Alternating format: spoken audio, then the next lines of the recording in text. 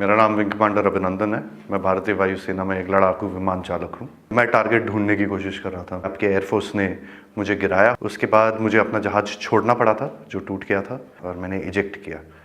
Eject करते ही उसके बाद जब मेरा पैराशूट खुला और जब मैं नीचे गिरा, मेरे पास पिस्तौल थी और लोग बहुत ज़्यादा थे और मेरे पास बचाव का सिर्फ एक ही साधन था। मैंने अपनी पिस्तौल गिरा दी तो मैंने भागने की कोशिश की।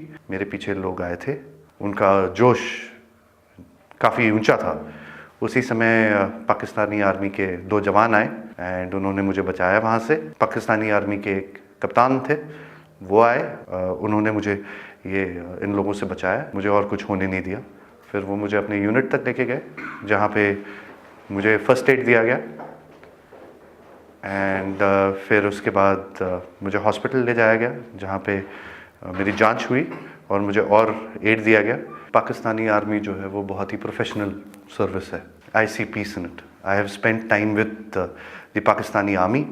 आई am very impressed. Indian media बात हमेशा बढ़ा चढ़ा के कहती है, जो छोटी सी चीज़ होती है उसका बहुत ही उसको इतना आग लगा के, इतनी मिर्च लगा के बोलते हैं वो, उसमें लोग बहकावे में आ जाते हैं।